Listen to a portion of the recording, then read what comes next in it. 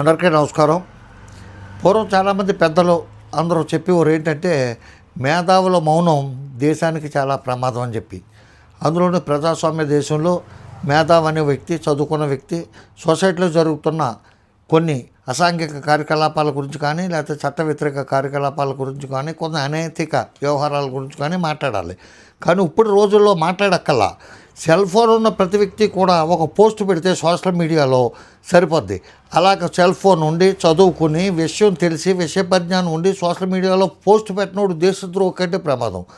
సరే, ఇదంతా ఎందుకు చెప్తానంటే, ఈ 2 రోజుల మట్టి ఈ డ్రగ్స్కి సంబంధించి ఏలూరు పార్లమెంటు సభ్యుడు పుట్ట మహేష్ కుమార్ యాదవ్ అనే ఆయన దొరికాడు. దానికి సంబంధించి అతనికి పాజిటివ్ వచ్చిందని చెప్పి బ్లడ్ టెస్ట్లో తేలిందని చెప్పి ఎస్పీ స్థాయి వ్యక్తి చెప్పాడు. కాబట్టి ఆయన గురించి ప్రజలకు చెప్పాల్సిన బాధ్యత చదువుకున్న వాళ్ళకి, ఫోన్ ఉన్నవాడికి, సోషల్ మీడియాలో యాక్టివ్గా ఉన్నవాడు ప్రతి వాడికి ఉంది. ఎందుకంటే వీళ్ళని ఇలాగ అల్లరి చేస్తారు ప్రజలనే భయం లేకపోతే అసలు భయం లేకుండా పోద్ది ఎవరికి కూడా.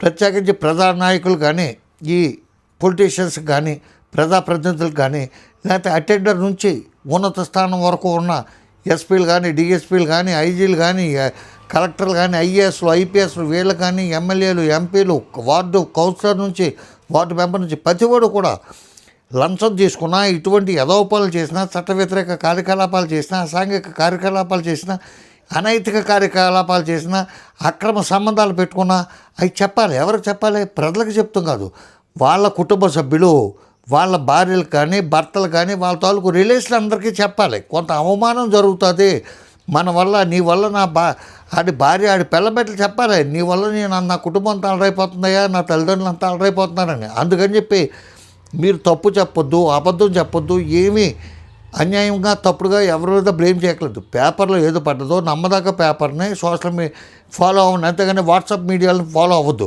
ఎందుకంటే ఈ దొరికినట్లు ఎవరంటే కడప జిల్లా పొద్దుటూరుకు చెందిన తిరుమల తిరుపతి దేవస్థానం మాజీ చైర్మన్, టీడీపీ నేత పుట్టా సుధాకర్ యాదవ్ కుమారుడు. మనకు ఒక గొడవ వదిలిపోయింది. ఇతనికి పశ్చిమ గోదావరి జిల్లాకి ఏ విధమైన సంబంధం లేదు, కడప జిల్లాకు సంబంధించినోడు, అది వదిలిపోయింది కదా. పార్లమెంట్ ఎన్నికల్లో ఏలూరు లోక్సభ నుంచి పోటీ చేశాడు. ఏలూరులో సమర్థులు లేరు కాబట్టి ఇతను అక్కడి నుంచి తెచ్చుకుని గెలిపించుకున్నారు. అసలు విషయం ఏంటంటే, టీడీపీ సీనియర్ నేత యనమల రామకృష్ణుడు కుమార్తె దివ్యను మహేష్ కుమార్ వివాహం ఆడారు. కాబట్టి మనకు తెలిసినా తెలియకపోయినా బాబు ఇక్కడ హైదరాబాద్లో ఫామ్ హౌస్లో డ్రగ్స్ తీసుకుంటూ దొరికిన ఏలూరు ఎంపీ గారు ఎవరో కాదు, స్వయానా యనమల రామకృష్ణుడు గారు అల్లుడు అని 1 10 సార్లు చెప్తూ మన ధర్మం. నమస్కారం. రామాంధ్రరావు. జై హింద్.